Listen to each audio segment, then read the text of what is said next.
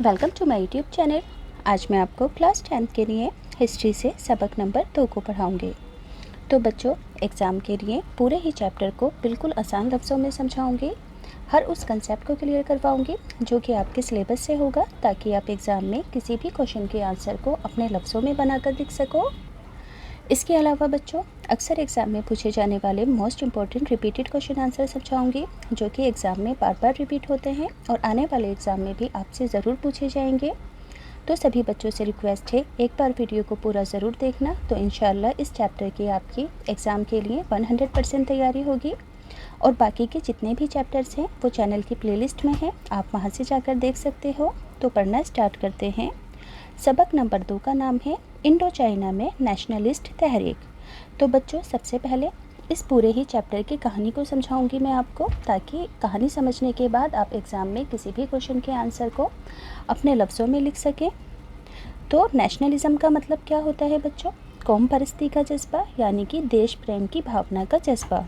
तो इस चैप्टर के अंदर आपको इंडो चाइना के अंदर कौम परस्ती का जज्बा किस वजह से उभरा था और इन्होंने किस वजह से कौम परस्ती की तहरीक यानी कि नेशनलिज़म की तहरीक को चलाया था, इस कहानी को समझेंगे। तो देखो बच्चों, पहले इंडो चाइना के अंदर वियतनाम, कंबोडिया और लाओस, ये तीनों हुआ करते थे। और यहाँ का जो कल्चर था वो चीनी कल्चर से बहुत ज़्यादा अप्रिशिएट था, यानी कि ये लोग चीनी कल्चर को मानते थे, वहाँ के मज़हब को यानी कि बुद्ध मत को मानते थे।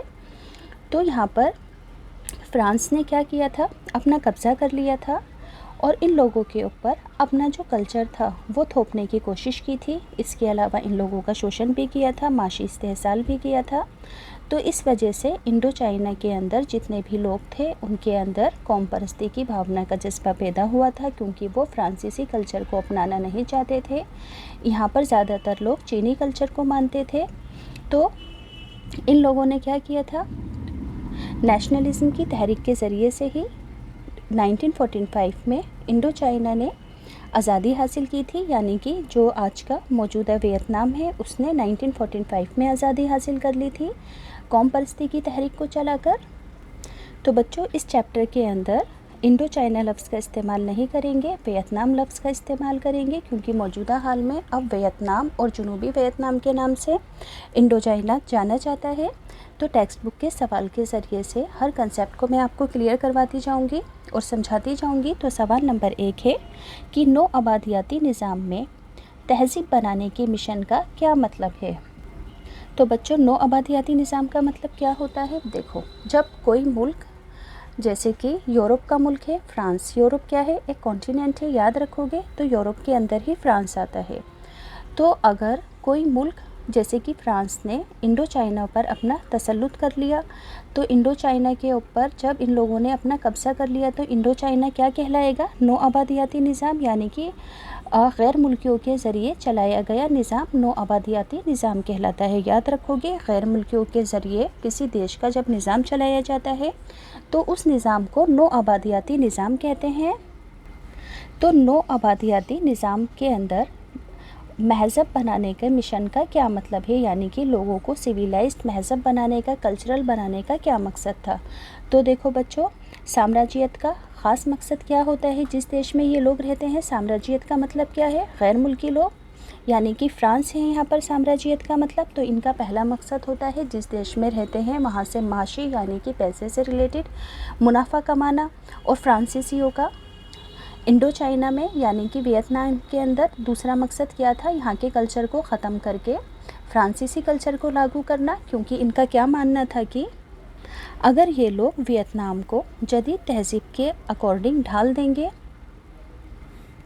तो इससे क्या होगा कि वहाँ पर इनके कल्चर का बोलबाला होगा, क्योंकि इनका मानना था कि यूरोप ही है, यूरोप ही एक ऐसा कॉन्टिनेंट है, एक ऐसा मुल्क है जो कि जदीद तहज़ीब को फ़रोग़ देता है। तो जदीद तहज़ीब को फ़रोग़ देने के लिए इन्होंने वियतनाम के कल्चर को ख़त्म करने की कोशिश की थी फ्रांसीसियों ने। याद रहेगा कि जदीद तहज़ीब को फ़रोग़ देने के लिए फ्रांसीसियों ने वियतनाम के कल्चर को ख़त्म करने की कोशिश की थी, क्योंकि इनका मानना था कि जो यूरोप है वो जदीद जदीद तहज़ीब को फ़रोग़ देता है, तो हम यहाँ पर जदीद तहज़ीब को फ़रोग़ दे रहे हैं जिससे कि लोगों का फ़ायदा हो सके। मगर लोग बच्चों अपने पुराने ही कल्चर से जुड़े रहना चाहते थे, इसी वजह से कौम परस्ती की तहरीक उभरी थी।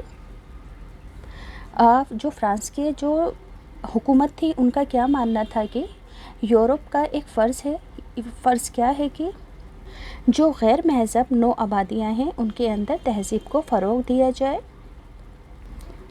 चाहे उनकी बला से जो लोगों की पुराने रीति रिवाज हैं वो बिल्कुल निस्तो नाबूद हो जाएं, उन्हें इस बात से बिल्कुल कोई भी फ़र्क नहीं पड़ता था। तो फ्रांस में इसी बयान को तहज़ीबी मिशन की शक्ल में जाना जाता है। याद रखोगे कि दूसरों का कल्चर ख़त्म करके अपना कल्चर लागू करना चाहते थे फ्रांसीसी, तो इसी बात को तहज़ीबी मिशन की शक्ल में जाना जाता है। तो बच्चों एग्ज़ाम में इस आंसर को किस तरीके से लिखोगे? साम्राज्यत का मतलब मैंने आपको बता दिया, गैर मुल्कियों का शासन। तो साम्राज्यत ख़ास तौर पर माशी यानी कि पैसों के इस्तेहसाल पर टिका होता है, लेकिन इन साम्राज्यों का ख़ास मकसद था तहज़ीब को यानी कि अपनी तहज़ीब को तरक्की देना था, इनका ख़ास मकसद था। ख़ास तौर पर फ्रांसीसी साम्राज्य तहज़ीबी मिशन को अपना मकसद मानता था। याद रखोगे कि फ्रांसीसी समाज तहज़ीबी मिशन को अपना ख़ास मकसद मानता था। फ्रांसीसियों का मानना था कि वो वियतनाम में जदीद तहज़ीब को फ़रोग़ देंगे, क्योंकि यूरोप जदीद तौर पर तरक्की याफ्ता तहज़ीब को अता करने वाला था। क्या मानना था फ्रांसीसियों का कि वो वियतनाम में भी जदीद तहज़ीब को फ़रोग़ देंगे, क्योंकि यूरोप ही एक ऐसा कॉन्टिनेंट है जो कि सिर्फ़ जदीद तहज़ीब को तरक्की देता है। इसी वजह से वो वियतनाम के अंदर भी जदीद तहज़ीब को फ़रोग़ देना चाहते थे फ्रांसीसी, मगर वहाँ के लोगों ने इस बात को हरगिज़ पसंद नहीं किया था।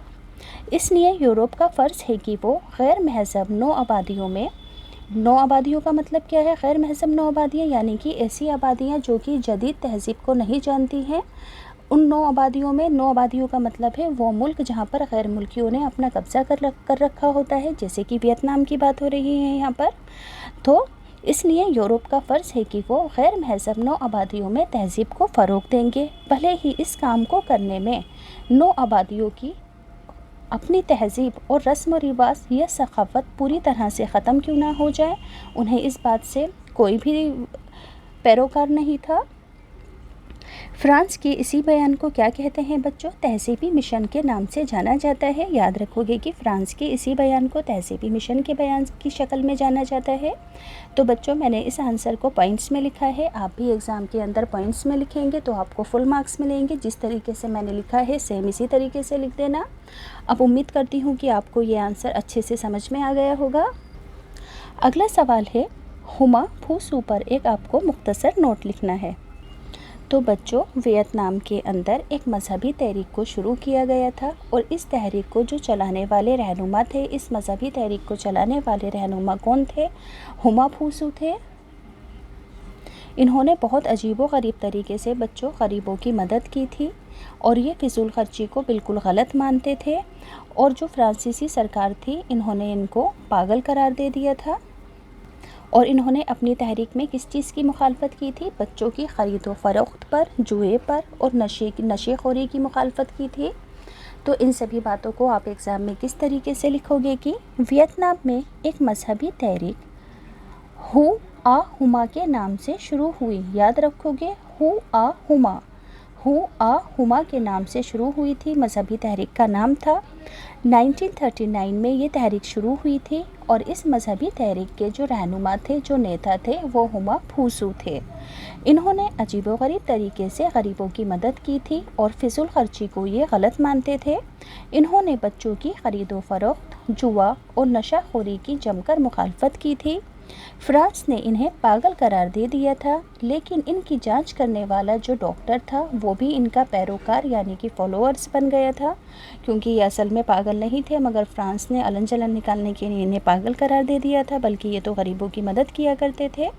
1941 में फ्रांसीसी इक़्तिदार ने यानी कि फ्रांसीसी सरकार ने इन्हें देश से निकाल दिया था, जिलावतनी की सज़ा दी थी, यानी कि मुल्क से दरबदर कर दिया था। याद रखोगे कि 1941 में फ्रांसीसी सरकार ने इन्हें देश से निकाल दिया था, वियतनाम से बाहर निकाल दिया था। तो याद रहेगा आपको, हुमा फूसू की जो तहरीक थी उसका नाम क्या था? हु आ हुमा।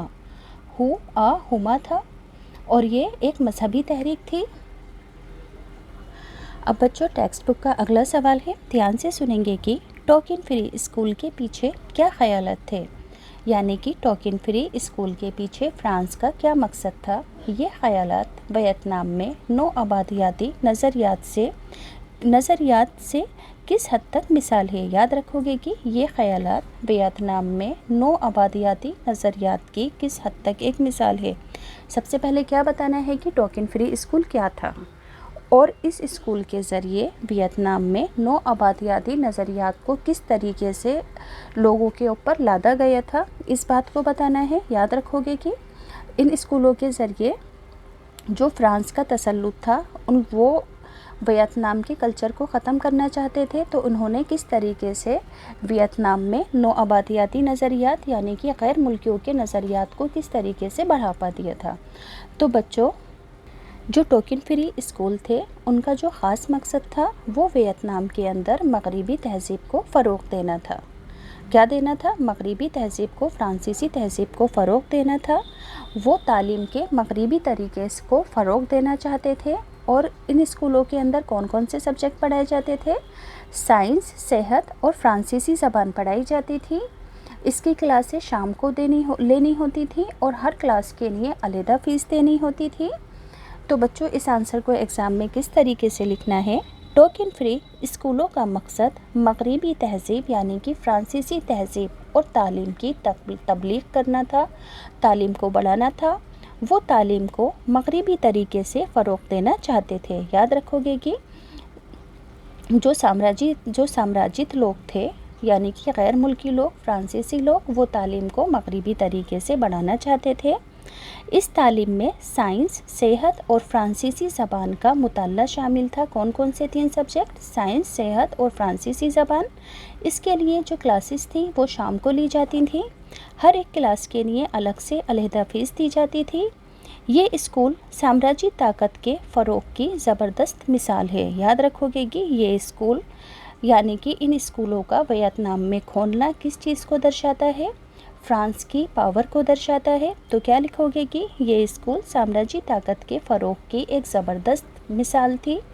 ये मगरिबी रहन सहन के तरीके अपनाने के लिए वियतनाम के लोगों यानी कि इंडो चाइना के लोगों को मजबूर करते थे।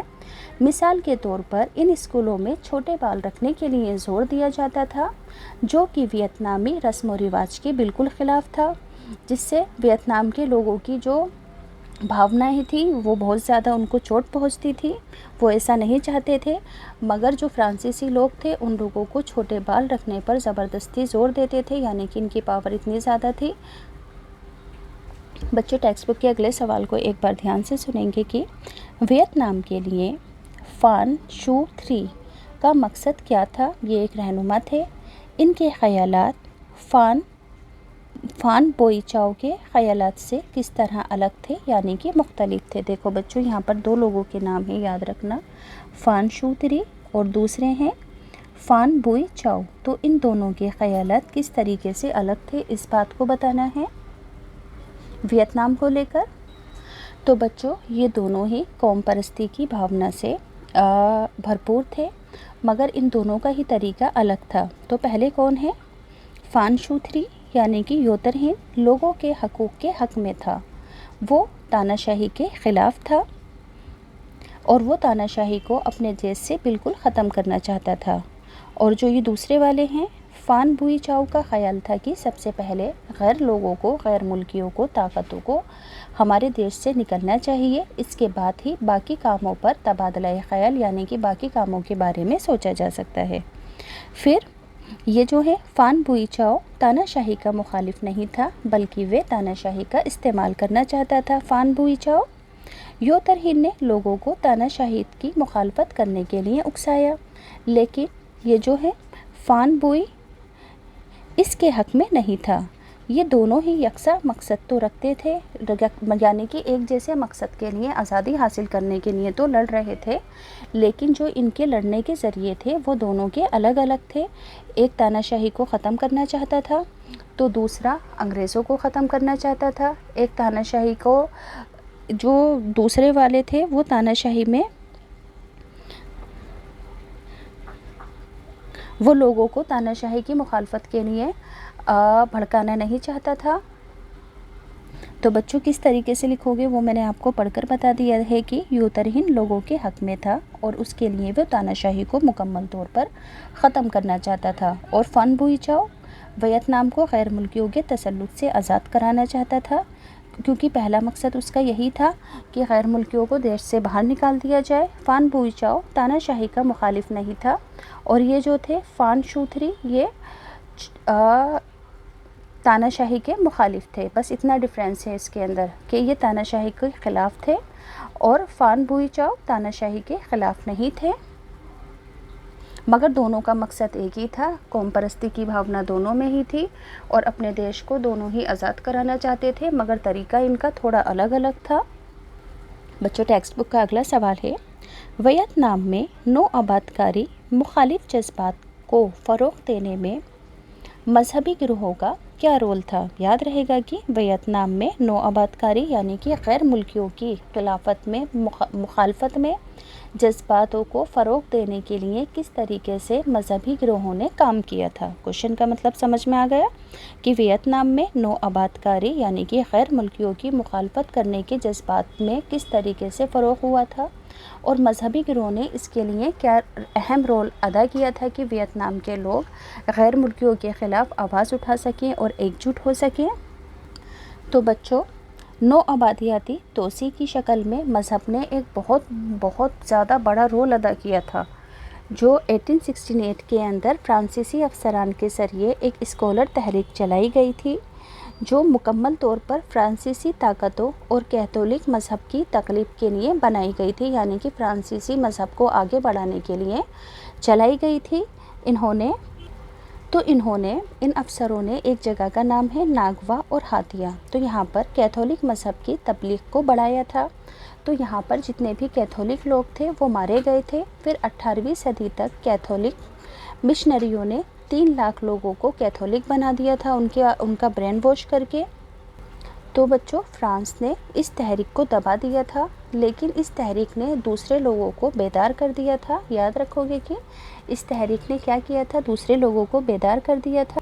پھر فرانس کے اندر جو بڑے بڑے نیتا تھے ان لوگوں کے ذریعے بھی دوسری تحریکیں چلائی گئیں، جو کہ قوم پرستی کی بھاونا سے پوری طریقے سے بھرپور تھیں۔ اور یہ جو تحریک چلائی گئی تھی ان لوگوں کا کیا ماننا تھا، جو تحریک ویتنام کے لوگوں نے چلائی تھی دوسری تحریک، ان لوگوں کا ماننا تھا کہ انہیں بھگوان کے درشن ہوئے ہیں۔ ان میں سے کچھ مذہبی تحریریں فرانس کی حمایت کرتی تھیں، لیکن باقی جو تحریکیں تھیں مکمل طور پر فرانس کی مخالفت کرتی تھیں۔ تو بچوں آپ کو یاد رہے گا کہ جو مذہبی تحریک چلائی گئی تھی وہ فرانس کے ذریعے دبا دی گئی تھی۔ کس طریقے سے دبائی گئی تھی وہ بھی پڑھ کر بتا دیا ہے۔ تو دیکھو ایگزام میں کس طریقے سے لکھو گے کہ نو آبادیاتی توسیع یعنی کہ اس کے بڑھاوے کی شکل میں مذہب نے بہت بڑا رول ادا کیا تھا۔ 1868 میں افسران کے ذریعے چلائی گئی اسکالر تحریک مکمل طور پر فرانسیسی طاقتوں اور کیتھولک مذہب کی تبلیغ کا ایک طریقہ تھا۔ انہوں نے ناگوا اور ہتھیا میں کیتھولک مذہب کی تقلیب کو بڑھاوا دیا تھا اور یہاں پر سبھی کیتھولک مارے گئے تھے۔ 18ویں صدی تک کیتھولک مشنریوں نے 3 لاکھ لوگوں کو کیتھولک بنا دیا تھا۔ فرانس نے اس تحریک کو دبا دیا، لیکن اس تحریک نے اور دوسرے لوگوں کو بیدار کر دیا تھا، ان میں اویئرنیس لا دی تھی کہ سامراجیت کی مخالفت کرنے کی اویئرنیس لا دی تھی اس تحریک نے۔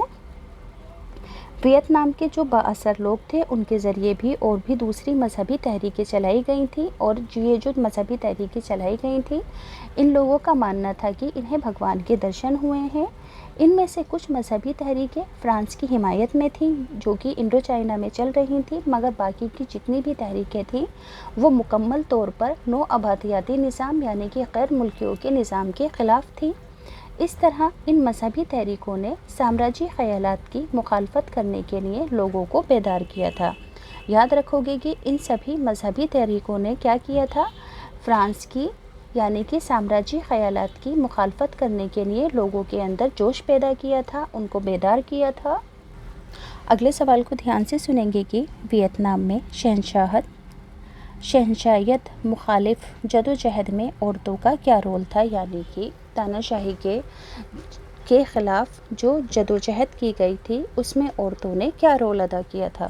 تو بچوں ایگزام میں کیا لکھو گے کہ اچھا آگے اور بھی ہے، اس کا موازنہ ہندوستان میں نیشنلسٹ جدوجہد میں خواتین کے رول سے کرنا ہے، یعنی کہ ویتنام کی عورتوں کا ہندوستان کی عورتوں سے آپ کو موازنہ کر بتانا ہے، کمپیریزن کر کے بتانا ہے کہ ان دونوں ہی ملکوں کی خواتین نے اپنے اپنے دیش کے لیے قوم پرستی کی بھاونا میں کیا کیا کام کیے تھے۔ چین کے مقابلے ویتنام میں خواتینوں کو زیادہ حقوق کی اور اہمیت حاصل تھے۔ یاد رکھو گے کہ چین کے مقابلے میں ویتنام میں خواتینوں کو زیادہ حقوق اور اہمیت حاصل تھی۔ جیسے ہی قوم پرست تحریک شروع ہوئی تو خواتین کے کردار پر سوالیہ نشان لگ گیا تھا۔ یاد رکھو گے کہ جیسے ہی قوم پرست تحریک شروع ہوئی تھی تو اس وقت خواتین کے کردار پر سوالیہ نشان لگ گیا تھا۔ مصنفین نے یعنی کہ اس ٹائم کے بڑے بڑے لیکھکوں نے خواتین کو کچھ ایسے ذرائع کی شکل میں محسوس کیا جو سماجی رسم و رواج کی مخالفت کر سکتی تھیں۔ یاد رکھو گے کہ مصنف نے خواتینوں کو ایک ایسے ذریعے کی شکل کے اندر پیش کیا تھا جو کہ سماجی رسم و رواج کی مخالف کر سکتی تھیں۔ ترک بہنوں نے چین کی مخالفت میں جدوجہد کر کے خواتین کی نمائندگی کو مکمل کر دیا تھا۔ 1960 میں اخبار اور رسائل میں بھی خواتین کو بہادر سپاہیوں کی شکل کے اندر پیش کیا تھا کیونکہ انہوں نے آزادی کی لڑائی میں بڑھ چڑھ کر بھاگ لیا تھا۔ نیگوائن تھی ایم کو ایک ایسی بہادر خواتین کہا جاتا ہے جو تنہا ہی ایک جیٹ کو صرف 20 گولیوں سے بھون سکتی تھیں، یعنی کہ جس ٹائم پر لوگوں میں قوم پرستی کی بھاونا تھی تو عورتوں نے بھی بڑھ چڑھ کر اس کے اندر بھاگ لیا تھا۔ تو نیگوائن تھی ایم ایک خواتین کا نام ہے، تو وہ بہت بہادر تھیں جو اکیلے تنہا ہی ایک جیٹ کو صرف 20 گولیوں سے بھون سکتی تھیں، یعنی کہ بے انتہا ہی بہادر تھیں۔ اس کے علاوہ بچوں کئی خواتینوں نے تحریکوں میں بہت زیادہ بڑھ چڑھ کر حصہ لیا تھا۔ کئی نے زخمی فوجیوں کا علاج کیا تھا۔ کئی خواتین نے سرنگ کھودنے اور زیر زمین میں بنکرز بنا کر دشمنوں سے لڑائی لڑی تھی۔ یاد رکھو گے کہ اس کے علاوہ کئی خواتینوں نے تحریکوں میں بڑھ چڑھ کر حصہ لیا تھا۔ کئی نے زخمی فوجیوں کا علاج کیا تھا اور کئی نے سرنگ کھودنے اور زیر زمین بنا کر دشمنوں سے لڑائی لڑی تھی۔ بچوں اسی طریقے سے ہندوستان کے اندر رانی لکشمی بائی وغیرہ کے بارے میں آپ تھوڑا بہت اس آنسر کے اندر ایڈ کر دینا۔ اب اگلا ہے ویتنام میں، یہ بھی ٹیکسٹ بک کا کوشچن ہے، ویتنام میں صرف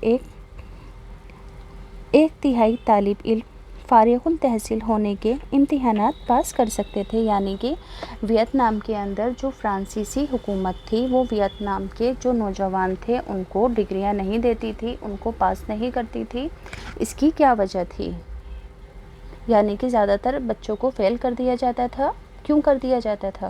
کیونکہ فرانس کے لوگ نہیں چاہتے تھے کہ ویتنام کے لوگ کامیاب ہو سکیں اور اعلیٰ درجے کی نوکریاں حاصل کر سکیں۔ تو اس کے لیے کیا لکھو گے کہ ویتنام کے اسکولوں میں فرانسیسی حکومت کے ذریعے ایک منصوبہ بند طریقے سے طالب علموں کو فیل کیا جاتا تھا، یعنی کہ جان کر فیل کیا جاتا تھا۔ خاص طور پر جو فائنل ایئر کے طلبہ ہوتے تھے ان کو جان بوجھ کر فیل کیا جاتا تھا تاکہ وہ اعلیٰ عہدوں کی ملازمتوں کے لیے درخواست ہی نہ دے سکیں، اور عام طور پر 2/3 طلبہ کو فیل کر دیا جاتا تھا۔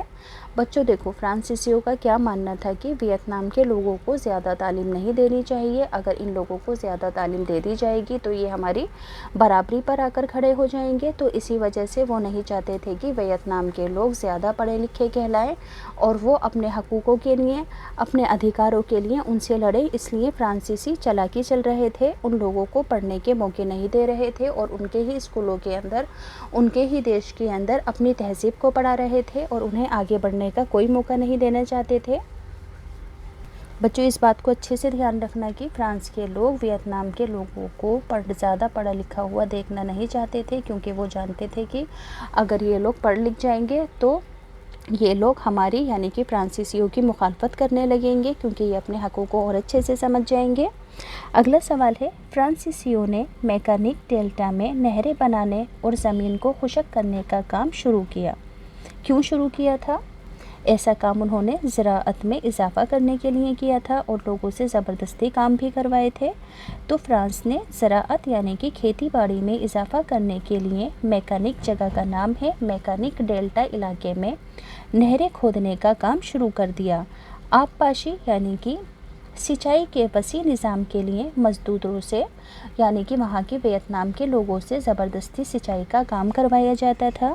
اسی سے چاول کی پیداوار میں اضافہ ہوا تھا اور یہاں تک کہ ویتنام چاول انٹرنیشنل لیول پر، بین الاقوامی لیول پر بازار میں فروخت کرنے لگا تھا اور دنیا کا تیسرے نمبر کا ملک بن گیا تھا چاول کی پیداوار کرنے میں۔ مگر یہ کام انہوں نے فرانسیسیوں نے زبردستی ویتنام کے لوگوں سے کروایا تھا، زبردستی ان سے مزدوری کروائی تھی اور نہ ان کو پیسے دیے تھے کام کرنے کے۔ اگلا سوال ہے، حکومت نے اسکول کا نام ہے یہ سائیکون ٹیوٹو گرلز اسکول کو ان طلباء کو واپس لینے پر کیوں مجبور ہونا پڑا تھا جنہیں اس نے نکال دیا تھا؟ یعنی کہ دیکھو بچوں، فرانس کی حکومت کا ایک اسکول تھا، تو اس اسکول کے اندر انہوں نے کچھ بچوں کو اپنے اسکول سے برخاست کر دیا تھا، نکال دیا تھا۔ تو ان بچوں کو کس وجہ سے، انہیں کس ڈر کی وجہ سے اپنے اسکول میں واپس لینا پڑا تھا؟ تو بچوں بات یہ اس طریقے سے ہے کہ ایک بچی تھی جو کہ ویتنام کی تھی، تو وہ پڑھنے کے لیے آگے بیٹھی تھی، تو اس کے جو ٹیچر تھے انہوں نے اس سے کہا تھا کہ تم پیچھے جا کر بیٹھو، تو اس بچی نے منع کر دیا تھا اور فرانسیسی لڑکی کو اپنی سیٹ نہیں دی تھی۔ تو اسی وجہ سے اس ویتنامی لڑکی کو بات نہ ماننے کی وجہ سے ٹیچر کی اسکول سے نکال دیا گیا تھا۔ مگر جب اس بچی کو اسکول سے نکال دیا گیا تو اسکول کے دوسرے بچے اس کے لیے آواز بلند کرنے کے لیے کھڑے ہو گئے۔ تو پرنسپل نے کیا کیا کہ جو اس تحریک کے اندر شامل ہوا تھا ان سبھی بچوں کو اسکول سے نکال دیا تھا۔ تو اس سے کیا ہو گیا تھا کہ ویتنام کا جو ماحول تھا وہ اس میں بہت زیادہ گہما گہمی ہو گئی تھی، اور حکومت نے پھر کیا کیا تھا، سچویشن کو کنٹرول کرنے کے لیے جن بچوں کو اسکول سے نکالا تھا انہیں واپس اسکول کے اندر بلا لیا تھا۔ تو کس طریقے سے لکھو گے؟ ویتنام کے سائیکون ٹیوٹو گرلز اسکول میں ویتنام کی ایک طالبہ جو سب سے آگے سیٹ پر بیٹھتی تھی، اسے اس کے استاد نے پیچھے کی سیٹ پر بیٹھنے کے لیے کہا، لیکن اس نے فرانسیسی طالبہ کو اپنی سیٹ دینے سے انکار کر دیا۔ اسکول کے پرنسپل جو کہ فرانسیسی تھا، اس نے اس لڑکی کو ٹیچر کی بات نہ ماننے پر اسکول سے نکال دیا۔ ویتنامی طلبہ نے اس کے خلاف تحریک چھیڑ دی، لیکن پرنسپل نے سبھی تحریک میں شامل ہونے والے طلبہ کو اسکول سے نکال دیا۔ اس سے یہ تحریک اور بھی زیادہ مضبوط ہو گئی۔ حالات کو سنبھالتے ہوئے، سچویشن کو سنبھالتے ہوئے وہاں کی حکومت نے مخالفت کی تیزی کو دیکھا، تو وہاں کی حکومت نے نکالے گئے طلبہ کو اسکول میں واپس لینے کا حکم جاری کر دیا، احکام جاری کر دیا۔ امید کرتی ہوں کہ آپ کو بہت اچھے سے سمجھ میں آ گیا ہوگا۔ ایگزام میں بالکل آسانی سے آپ اس آنسر کو لکھ پاؤ گے، کہانی کی طریقے سے سمجھایا ہے میں نے آپ کو۔ اگلا سوال ہے، ہنوئی کے نئے بنے ہوئے جدید علاقوں میں چوہے بہت عام تھے۔ تو فرانس کو دیکھو، ہنوئی کے اندر بہت سارے نئے علاقے بنائے گئے تھے، یعنی کہ ویتنام کے اندر ہی فرانسیسی حکومت کے ذریعے۔ تو وہاں پر بچوں بڑی بڑی سیور لائن تھی اور ان کے اندر بہت سارے چوہے اکٹھے ہو گئے تھے، جس وجہ سے وہاں پر پلیگ یعنی کہ مہاماری پھیل گئی تھی، کوئی بیماری پھیل گئی تھی۔ تو کیا لکھو گے کہ فرانس کو ایک جدید ویتنام بنانے کے منصوبوں کے تحت فرانس نے ہنوئی شہر کو تعمیر کرایا تھا اور اسے جدیدیت کا جامہ پہنایا گیا تھا۔ 1930 میں ہنوئی شہر پلیگ کی چپیٹ میں آ گیا تھا، کیونکہ اس جدید شہر میں بڑے بڑے سیور بنائے گئے تھے اور ان بڑے بڑے سیوروں میں چوہوں نے اپنی رہائش گاہ بنا لی تھی، اور انہی چوہوں کی وجہ سے پورے ہی ہنوئی کے اندر پلیگ کی بیماری پھیل گئی تھی۔ یاد رکھو گے کہ فرانس نے ویتنام کو جدیدیت کا جامہ پہنانے کے لیے ہنوئی شہر کے اندر بڑے بڑے سیور لائن بنا دی تھی، اور ان بڑی بڑی سیور لائنوں میں چوہوں نے اپنی رہائش گاہ بنا لی تھی، جس کی وجہ سے ویتنام کے ہنوئی کے اندر پلیگ کی بیماری پھیل گئی تھی۔ اگلا سوال ہے، دھیان سے سنیں گے کہ ویتنام کی جنگ میں امریکہ کے الجھنے کے کیا اسباب، کیا ریزن تھے؟ جنگ میں اس کی اس شرکت کا خود امریکہ کی زندگی کے اوپر کیا اثر پڑا تھا؟ سمجھ میں آیا کہ ویتنام کی جو قوم پرستی کی تحریک تھی اس کے اندر امریکہ کے آنے کا کیا ریزن تھا، اور اس جنگ کے اندر شامل ہونے کی وجہ سے خود امریکہ کی زندگی کے اوپر کیا اثر پڑا تھا؟ تو بچوں جنگ کے اندر تو سبھی کا نقصان ہی ہوتا ہے، تو اس میں بھی امریکہ کا نقصان ہوا تھا اور اس کے 47,240 امریکی مارے گئے تھے اس جنگ میں شامل ہونے کی وجہ سے۔ تو دیکھو آنسر میں کس طریقے سے لکھو گے؟ امریکہ کا ویتنام کی جنگ میں شامل ہونا ایک نیا موڑ تھا۔ کیسے؟ اس کے اثرات نہ صرف ویتنام پر پڑے تھے بلکہ خود امریکہ پر بھی پڑے تھے، جس کی وجوہات مندرجہ ذیل ہیں۔ 1937 سے 1965 تک تقریباً 34 لاکھ سے زیادہ امریکن ویتنام میں کام کر رہے تھے، جس میں سے تقریباً 7,484 خواتینیں شامل تھیں۔ حالانکہ امریکہ میں جدید تکنیک موجود تھی، لوگوں کی صحت کا بھی خیال رکھا جاتا تھا اور تمام تر طبی یعنی کہ چکتسیہ سہولیتیں لوگوں کو عطا کی جاتی تھیں، وہاں پر اعلیٰ درجے کی تھی۔ پھر بھی اس جنگ کے اندر امریکہ کے 47,000 سے زیادہ امریکی لوگ مارے گئے تھے اور تقریباً 3,03,704 لوگ زخمی ہوئے تھے۔ اس جنگ کا امریکہ پر بھی بہت بڑا اثر پڑا تھا۔ امریکی عوام نے حکومت کو ایک عدم تحفظی جنگ میں کودنے کے لیے مجرم قرار دیا تھا۔ یاد رکھو گے کہ وہاں کی عوام جو تھی امریکہ کی حکومت سے ناراض ہو گئی تھی کہ آپ نے کیوں ویتنام کی جنگ کے اندر کودے اور یہاں کی عوام کا اتنا نقصان کیا۔ تو اس جنگ کا امریکہ پر بہت برا اثر پڑا تھا۔ امریکی عوام نے حکومت کو ایک عدم تحفظی جنگ میں کودنے کا مجرم قرار دیا تھا۔ نوجوانوں کو جنگ میں بھیجا گیا تھا۔ مسلح افواج میں لازمی خدمت کے لیے یونیورسٹی کے طلباء کو شامل کیا گیا تھا، یعنی کہ ویتنام کی جنگ میں امریکہ جب کودا تھا تو اس سے امریکہ کے اندرونی حالت بھی خراب ہو گئے تھے۔ ویتنام کا تو نقصان آلریڈی پہلے سے ہو رہا تھا، مگر امریکہ کا بھی بہت زیادہ نقصان ہوا تھا، وہاں کے بہت سارے لوگ مارے گئے تھے۔ ٹیکسٹ بک کا اگلا سوال ہے، مندرجہ ذیل کو پیش نظر رکھتے ہوئے امریکہ کے خلاف ویتنام کی جنگ کا جائزہ کرنا ہے۔ تو امریکہ کے خلاف ویتنام کی جنگ کا جائزہ لیتے ہوئے آپ کو اس سچویشن کو بتانا ہے کہ ہیو چی من سڑک پر ایک گولی۔ دیکھو امریکی حکومت کو ڈر تھا کہ ہو چی من حکومت کے قیام کے ساتھ ہی ڈومینوا اثرات شروع ہو جائیں گے اور کمیونسٹ حکومت قائم ہو جائے گی۔ یاد رہے گا کہ امریکی حکومت کو کیا ڈر تھا کہ ہنو چن ہن حکومت کے قیام کے ساتھ ہی ڈومینوا کے اثرات شروع ہو جائیں گے اور کمیونسٹ حکومت قائم ہو جائے گی اور قوم پرست طاقتیں یعنی کہ قوم پرست طاقتیں کو جو کہ آزادی کی لڑائی لڑ رہی تھیں، قوم پرست طاقتیں امریکہ کا ماننا تھا کہ اتنی مضبوط نہیں تھیں کہ وہ لوگوں کو قربانی دینے کے لیے تیار کر سکے۔ امریکہ نے ویتنامی طاقت کا غلط اندازہ لگا لیا تھا۔ ان کا نظریہ تھا کہ اتنا چھوٹا سا ملک امریکہ جیسے بڑے ملک کا سامنا نہیں کر سکتا ہے، اس لیے امریکہ ویتنام میں بھول بھلیا راستے پر مال ڈھونے والے کلی کی مانند ہو کر رہ گیا تھا، کیونکہ اس نے ویتنام کی طاقت کا غلط اندازہ لگایا تھا اور ویتنام کو چھوٹا ملک مان لیا تھا۔ ایک خاتون سپاہی، تو ہیو چن من نے جو ٹریلیں بنائی تھیں وہ حقیقت میں جنگ کرنے کا ایک نایاب طریقہ تھا، یعنی کہ ٹریل کا مطلب بچوں وہ ایریا تھا جہاں پر جنگ سے ریلیٹڈ ساز و سامان رکھا جاتا تھا، جو زخمی لوگ ہو گئے ہیں ان کے لیے اس جگہ پر اسپتال وغیرہ بھی بنائے گئے تھے۔ تو کیا لکھو گے؟ ہیو چن من نے جو ٹریل بنائی تھی وہ حقیقت میں جنگ کرنے کا ایک نایاب طریقہ تھا۔ اس ٹریل کے دونوں طرف اسپتال بنائے گئے تھے۔ کئی علاقوں میں لڑکوں کے ذریعے غذائی یعنی کہ کھانے پینے کی چیزیں فراہم کی جاتی تھیں، لیکن یہ کام زیادہ تر ان ٹرائلوں کے اندر عورتوں کے ذریعے کیا جاتا تھا، جو کہ اپنی سائیکل کے اوپر یہ عورتیں اس ٹرائل کے لیے 70 کلو وزن کو لاد کر لے جاتی تھیں اور اپنی پیٹھ پر 25 کلو وزن لاد کر لے جاتی تھیں۔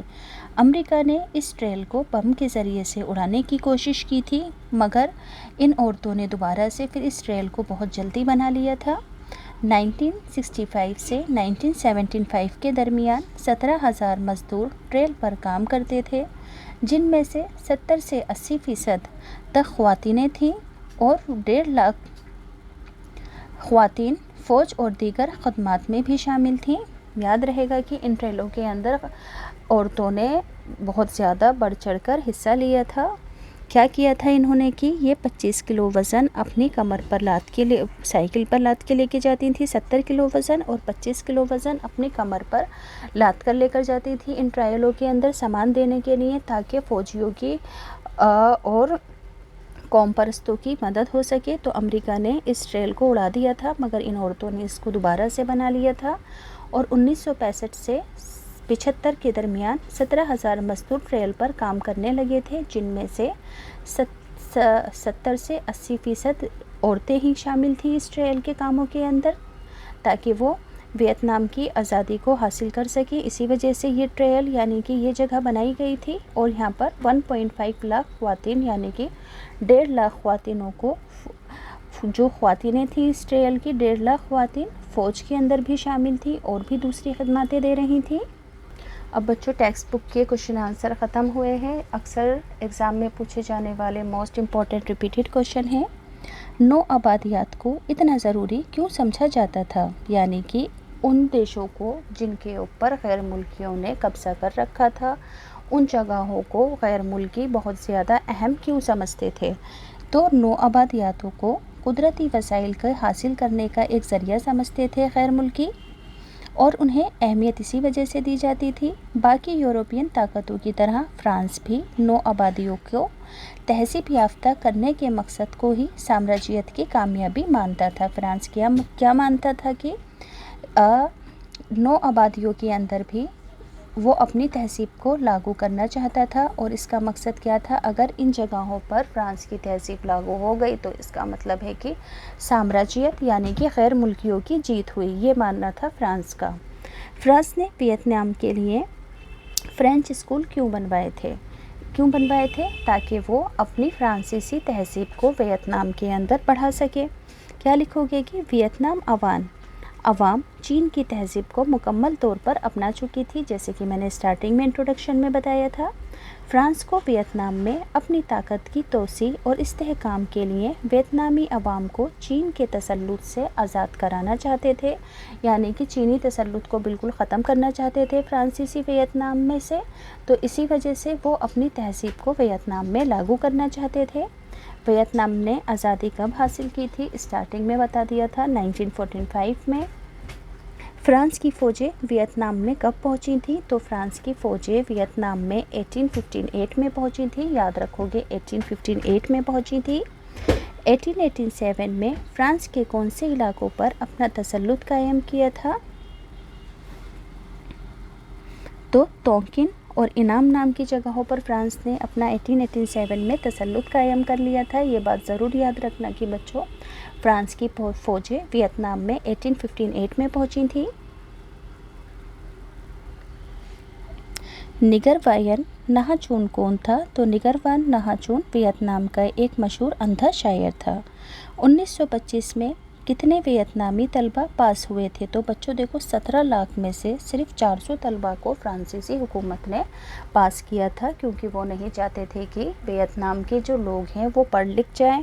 ایسا کیوں چاہتے تھے وہ؟ کیونکہ وہ جانتے تھے کہ پڑھنے لکھنے کے بعد لوگوں کے اندر قابلیت آ جاتی ہے اور وہ لوگ پھر فرانسیسیوں کی مخالفت کرنے لگیں گے، اس لیے وہ اسٹوڈنٹس کو جان کر فیل کرتے تھے۔ تو انہوں نے صرف 17 لاکھ میں سے 400 اسٹوڈنٹ کو پاس کیا تھا۔ ویتنام میں کتابوں کا سلیبس کیا تھا؟ تو کتابوں میں فرانس کی تعریف کی جاتی تھی، سامراجیت یعنی کہ غیر ملکیوں کے حق میں خیالات کو مضبوطی عطا کی گئی تھی۔ کتابوں میں ویتنامی لوگوں کا بیان کس طرح سے کیا جاتا تھا؟ تو انہیں بہت زیادہ غریب اور غیر مہذب دکھایا جاتا تھا، تو ہم پرست اور غیر تہذیب لوگ جو صرف مزدوری کے لائق ہیں۔ 1931 میں ویتنام چاول کی پیداوار میں کس مقام پر تھا؟ تو تیسرے مقام پر تھا۔ تھائی لینڈ کا قدیم نام پہلے کیا ہوا کرتا تھا؟ سیام ہوا کرتا تھا۔ ویتنام کی معیشت کن باتوں پر ڈیپینڈ تھی، یعنی کہ وہاں کی کمائی کس چیز سے ہوتی تھی؟ تو وہاں کی کمائی چاول اور ربڑ کی کھیتی پر، لوگوں کی جو کمائی تھی آجیویکا تھی چاول اور ربڑ کی کھیتی پر منحصر تھی۔ زراعت کی نئی تکنیک یہ نہیں کرنا ہے۔ نو آبادیات میں تعلیم کا مقصد کیا تھا؟ تو وہاں کے قدیم لوگوں کو تہذیب یافتہ کرنا، غیر ملکیوں کا वियतनाम में तालीम देने का मकसद क्या था? तो उनका मकसद क्या था कि वहाँ के जो कदीम लोग हैं, पुराने लोग हैं, वहाँ के लोगों को तहज़ीब याफ्ता बनाना, वक्त के मुताबिक बनाना। बच्चों, जो फ्रांस थी फ्रांस की किताबों का नस्ब क्या था जो कि वियतनाम में स्टूडेंट्स को पढ़ाई जाती थी, यानी कि उनका सिलेबस क्या था? तो स्कूल की किताबों में फ्रांस की कहानियाँ भरी हुई थी। इन्हीं किताबों में ही साम्राज्यत के हक़ में बहुत कुछ लिखा गया था। इनमें वियतनाम आवाम को पसमानिंदा यानी कि कमज़ोर और सिर्फ जिस्मानी काम करने के लिए मुनासिब समझा गया था और ऐसे लोगों की शक्ल में दिखाया गया था जो कि मजहबी नुक्ता नज़र से पसमानदा यानी कि पिछड़े हुए थे। ये लोग खेतों में काम कर सकते थे लेकिन ख़ुद अपनी हुकूमत नहीं बना सकते थे। ये लोग नकल करके काम कर सकते थे लेकिन कोई नई तख्लीक या नया काम नहीं कर सकते थे, यानी कि इनको बिल्कुल पिछड़ा हुआ दिखाया था फ्रांसीसी सिलेबस की किताबों के अंदर, और ये किताबें स्टूडेंट्स को पढ़ाई जाती थी।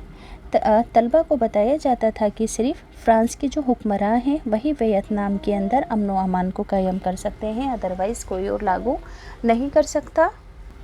फ्रांस में जदीदियत का क्या मतलब था? तो फ्रांस के स्कूलों में जदीद तालीम का मतलब सिर्फ साइंस और मगरबी ख़यालात तक ही महदूद नहीं था, बल्कि जदीदियत का मतलब था वियतनामी लोग अपना कदीम रहन सहन और तर्ज़ ज़िंदगी को अपनाएं और अपने पुराने कल्चर को छोड़ दें। फ्रांसीसी स्कूल वियतनामी लोगों को छोटे बाल रखने के लिए कहता था, जबकि वियतनाम के रस्म व रिवाज की ये बात बिल्कुल ख़िलाफ़ थी। इसी तरह जदीदियत का मतलब वियतनामी लोगों को उनके कदीमी रस्म व रिवाज से अलहदा करना था, अलग करना था, ताकि वो चीन के रस्म व रिवाज से अलग हो सके और चीन का तसल्लुत वहाँ से ख़त्म हो सके और फ्रांस का तसल्लुत कायम हो सके। अगला सवाल है, ध्यान से समझेंगे। वियतनाम की अंदरूनी साख्त की तरक्की के लिए फ़्रांस का क्या मकसद था? देखो, क्वेश्चन के अंदर क्या पूछा गया है कि वियतनाम के जो अंदरूनी मामलात थे उनकी तरक्की के पीछे फ़्रांस का क्या मकसद था? तो फ्रांस वियतनाम पर मुकम्मल तौर से अपना कंट्रोल करना चाहता था। यही वजह थी कि फ़्रांस ने तालीम के बाद वहाँ की जो अंदरूनी बनावट थी और ढांचे थे उनको तरक्की देना शुरू कर दी, ट्रांसपोर्ट के ज़राए को तरक्की दी, इंडो चीन रेलवे जाल को फ़रोग़ दिया गया, जिसके ज़रिए जनूबी और शुमाली वियतनाम के कई इलाकों को वियतनाम के साथ जोड़ा गया, यानी कि वहाँ पर तरक्की करनी शुरू करवा दी, वहाँ की तरक्की करनी शुरू कर दी फ्रांस के लोगों ने।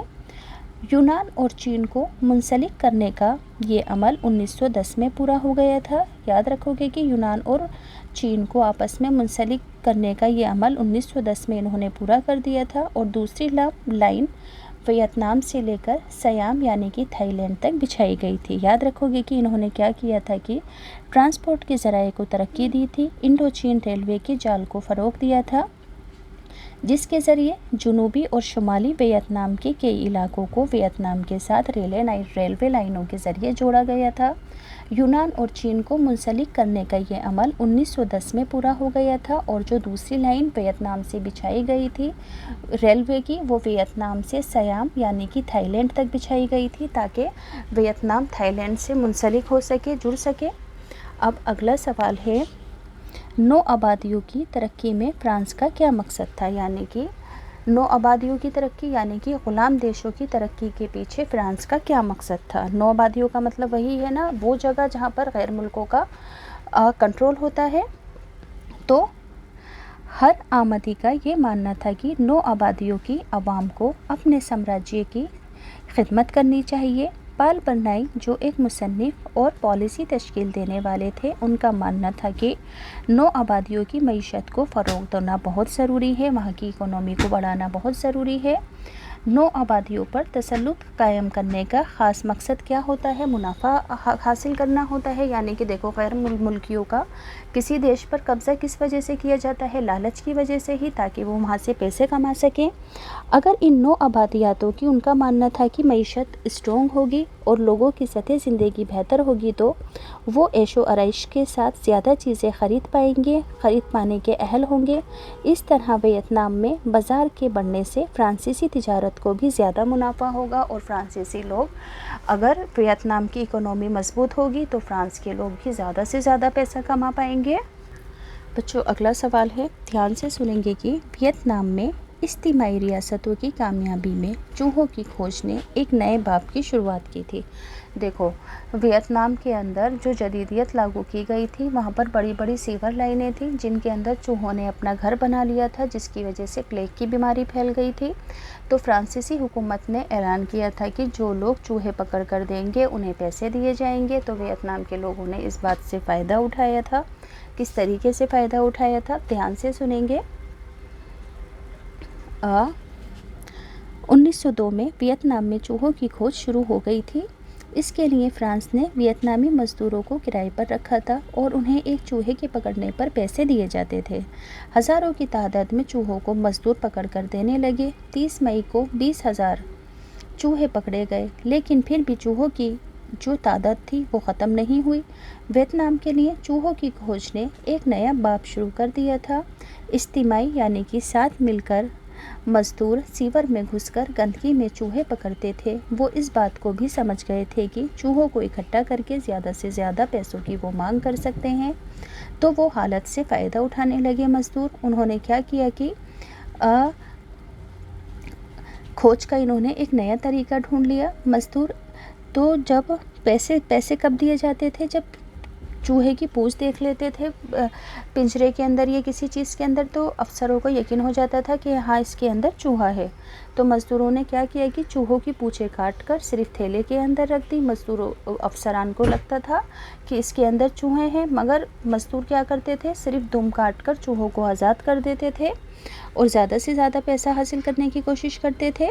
तो मज़दूर एक चूहे की दुम दिखा देता था। अब मज़दूर सिर्फ पूँछ को काटकर चूहों को छोड़ने लगे और इस तरह मज़दूर पैसे कमाने के लिए चूहों की तादाद में इजाफा करने लगे। इस तरह चूहों की खोज ने फ्रांस की ताकत और उसके तहज़ीबी मकसद पर एक सवालिया निशान लगा दिया था।